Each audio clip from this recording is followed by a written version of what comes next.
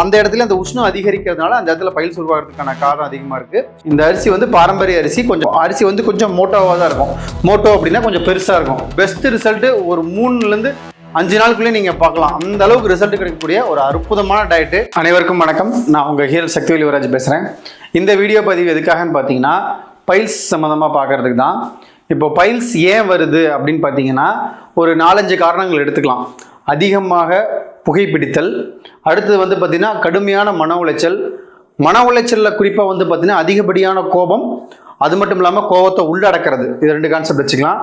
அதிகப்படியான எடை இருந்தாலும் வருவதற்கான வாய்ப்புகள் உண்டு. 4வது வந்து பார்த்திங்கன்னா ஒரே இடத்துல உட்காந்து வேலை செய்கிறது. குறிப்பாக வந்து பார்த்திங்கன்னா டிரைவிங் ஃபீல்டில் இருக்கிறவங்களுக்கு நிறைய பேருக்கு பைல்ஸ் இருக்கிறதுக்கு காரணம் என்னன்னா அதே இடத்துல உட்காந்து இருக்கிறது. அந்த இடத்துல அந்த உஷ்ணம் அதிகரிக்கிறதுனால அந்த இடத்துல பைல்ஸ் உருவாகிறதுக்கான காரணம் அதிகமாக இருக்குது. அது மட்டும் இல்லாமல் மலத்தை அடக்குதல், மலத்தை ரொம்ப நேரம் அடக்குனாங்கனாலும் பைல்ஸ் வர்றதுக்கான பாசிபிலிட்டிஸ் இருக்குது. தண்ணி சரியாக குடிக்காம, அந்த உடலுக்கு தேவையான தண்ணி சரியாக குடிக்கலனாலும் கண்டிப்பாக பைல்ஸ் வரும். அடுத்தது வந்து பார்த்திங்கன்னா அந்த சதை வளருது இல்லையா, பைல்ஸ்ன்னு சொல்லக்கூடிய அந்த சதை வருது இல்லையா, அந்த சதை பேர் வந்து பைல் மாஸ் அப்படின்னு சொல்லுவாங்க.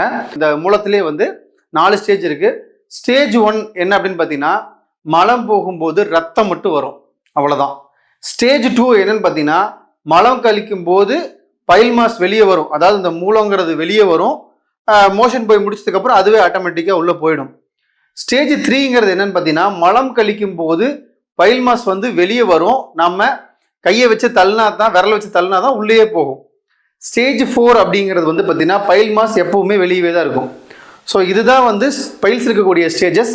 இது எல்லாமே வந்து பார்த்தீங்கன்னா அதிகப்படியான உஷ்ணத்தாலையும் நம்ம உடம்பு மேலே நமக்கு நிறைய சரியான கவனத்தை வச்சிருக்காதனாலையும் நம்ம ஆரோக்கியத்தின் மேலே நம்மளே கவனமாக இல்லைங்கிறதுனால தான் இந்த பைல்ஸுங்கிற ஒரு கம்ப்ளைண்ட்டே அதிக உஷ்ணத்தால் வருது.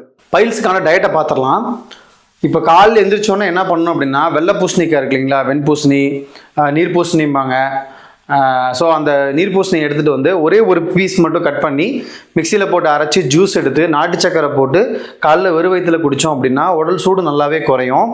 அடுத்தது கருங்குருவை அரிசி கஞ்சி. இந்த கருங்குருவை அப்படிங்கிறது பாரம்பரிய அரிசி, இயற்கை அங்காடிகளில் கிடைக்கும், தாராளமாக வாங்கி பயன்படுத்துங்க.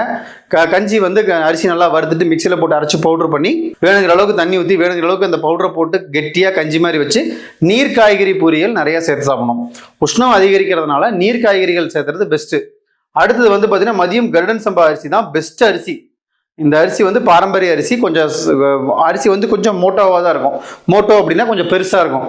இல்லாட்டினா சீரக சம்பா புழுங்கல் அரிசி. சீரக சம்பா பச்சரிசி சாப்பிடக்கூடாது, சீரக சம்பா புழுங்கல் அரிசி சாப்பிடணும். அது கூடவே காய்கறி பொரியல், நெல்லிக்காய் ரசம். நெல்லிக்காய் இருக்கு இல்லைங்களா, நம்ம மலை நெல்லிக்காய், குண்டு நெல்லிக்காய் இருக்கு, அந்த நெல்லிக்காவுக்கு புளிக்கு பதிலாக அந்த நெல்லிக்காவை போட்டு ரசம் வைக்கிறது. அப்புறம் மாலை 6 மணி கடுக்காய் லேகியம் 1/2 டீஸ்பூன் எடுத்துக்கணும். குறிப்பாக இந்த கடுக்காய் லேகியம் பிராண்டட் கடுக்காய் லேகியமாக இருக்கக்கூடாது. சித்த வைத்தியர்கள் கைப்பட செஞ்ச கடுக்காய் லேகியமாக இருந்தால் மட்டும்தான் ரிசல்ட் கிடைக்கும். இரவு கருங்குருவை அரிசி கஞ்சி, காய்கறி பொரியல், ஓகேங்களா. இடையில மோர் எடுத்துக்கலாம்.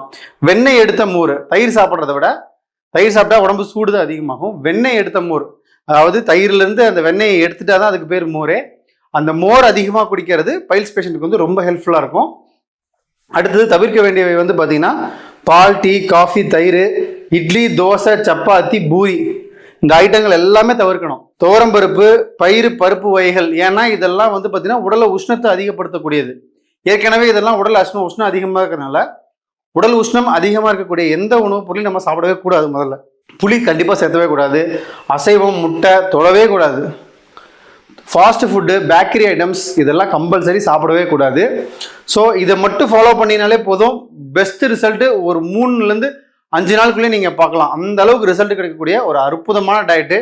இதை ஃபாலோ பண்ணுங்கள். சப்போஸ் உங்களுக்கு இது சார்ந்த ஏதேனும் மருத்துவ குறிப்புகள் வேணும், சின்ன ஃபுட் சப்ளிமெண்ட்ஸ் வேணும், இந்த மாதிரி கடுக்காய் லேகியம், திரிகோண நெய்ன்னு சொல்லுவோம், விளக்கெண்ணெய், பெருங்காயம், பூண்டு சாறு 3மே போட்டு செய்கிற உணவுப் பொருள்லேருந்து செய்யக்கூடிய சின்ன சப்ளிமெண்ட்ஸ் இந்த பைல் சார்ந்தது ஏதேனும் தேவைப்பட்டால் மட்டும் எனக்கு வாட்ஸ்அப் பண்ணுங்கள். நான் உங்களுக்கு வந்து கைடன்ஸ் கொடுக்குறோம். நன்றி, வணக்கம்.